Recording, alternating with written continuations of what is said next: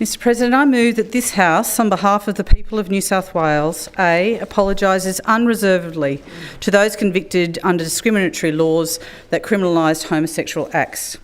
B, recognises and regrets this Parliament's role in enacting laws and in endorsing policies of successive government decisions that criminalised, persecuted and harmed people based on their sexuality and or gender.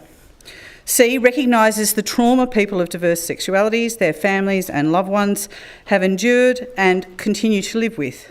And D, acknowledges that there is still much work to be done to ensure the equal rights for all members of the LGBTIQ+ community. Mr President, on the 8th of June 1984, almost 40 years ago to the day, the somewhat modestly named Crimes Amendment Bill became law. In 1984, after 4 previous attempts, the Rann government, ably assisted by former Premier Nick Greiner and the New South Wales Parliament, finally decriminalised homosexual acts in New South Wales. As we stand here today, 40 years later, we recognise the significance of the passing of that bill. We also face the reality of the harm caused to so many through the prejudice that was embedded in the laws of this state, made by those who sat in this place. Laws that criminalise men and women for no other reason than they loved people of the same sex. Today, 40 years later, we say sorry for the laws that were unnecessary and cruel. We acknowledge those laws were wrong. Today, we mourn those who lost their lives. We mourn those who lost their families, lost their jobs, lost their freedom and their humanity through state-sanctioned discrimination. We say sorry. We say sorry for lives lived in fear, for lives lived in the shadows, for those forced to live a lie. We cannot change the past, but we can step up and make it right in the present and into the future. We can acknowledge men like David, who in 1961 was entrapped by a New South Wales police officer. He was charged under 81A of the Crimes Act with an attempt to procure the commission of an act of indecency by a male person. He was sentenced to a year in prison. A year in prison, a lifetime of having a conviction, a life limited by injustice. With the help of Patrick Aboud from the podcast The Greatest Menace and the team at Equality Australia, David's conviction was expunged in 2023. 62 years is a long time to wait for justice, and for that we are very sorry. For men like Peter and his partner Bon, the conviction shadowed them throughout their lives. At age 19, Bon was arrested and convicted. His criminal record saw him thrown out of the Anglican seminary, estranged from his family, forbidden to work as a public servant, and when he applied to be a taxi driver, his record prevented it. It was not until 2017 that his conviction was finally expunged.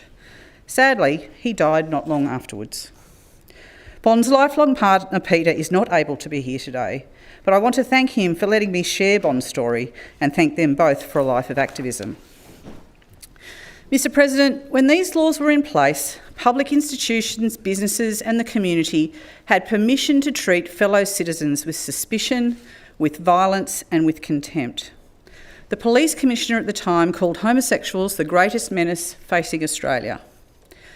Lesbians were not immune from the impact of the laws, even though they were not directly targeted by them. 2 women loving each other was taboo, and lesbians were always watching over their shoulders.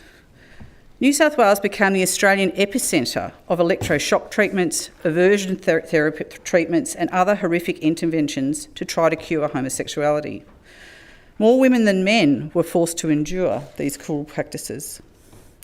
Women also lost their jobs and had their children taken away. Trans women found themselves subject to blackmail, violence and further persecution. Mr President, the oppression as the result of anti-gay laws was pervasive and dangerous, but it precipitated a resistance that turned into an unstoppable movement. The injustice lit the fire to organise and campaign to change the laws. It started with the creation of the Campaign Against Moral Persecution, a great name, CAMP. This then spread out across the community organisations to many different splinter groups, many of them here today, unions, clubs, political parties and church groups.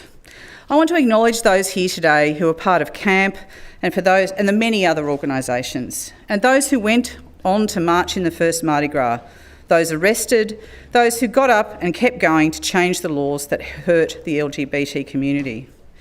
In the 1970s, this group of fierce folks campaigned for anti-discrimination laws, changes to the Summary Offences Act, and the decriminalisation of homosexuality.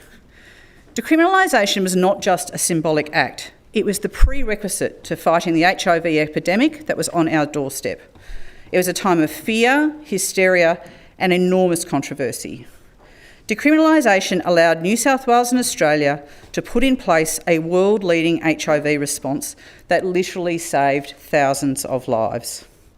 You did this under the threat of arrest, being outed, being bashed and losing your jobs. Your courage and tenacity found support in this parliament, in the Rand government and with many moderate Liberals. You demanded change.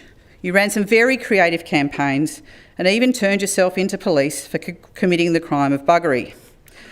Robert's here today. It was a very gutsy call, Robert, handing yourself over to the Vice Squad, especially when your father was a member of this place. 50 years later, you are still here, fighting, refusing to take no for an answer, demanding a New South Wales that is fair and decent.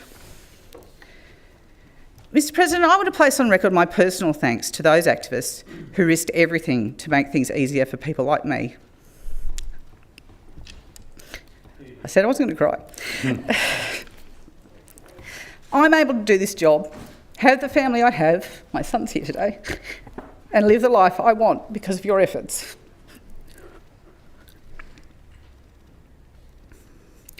I stand on your shoulders and I'm profoundly grateful. Mr President, the solemn apology today cannot wipe away the wrongs of the past. This apology demands that we recognise that the work for equality for the LGBTQ+ community is not finished. The Parliament has already banned dangerous conversion practices. We are being called to do more, and we must. For the young people living lives of quiet desperation and distress, I will always have you back. I will work across this place with the many allies you have here to ensure that Parliament does too. It will get better. A life of loud, proud inclusion and acceptance can be yours, and I want nothing less than that for you, and for the society I know New South Wales can be. Mr President, 40 years ago, the New South Wales Parliament righted a wrong, but it did not erase the hurt or the harm. Today we say sorry. Today we take responsibility for the lives ruined and permission for prejudice that our laws created. It was our parliaments who were wrong, and we are truly sorry.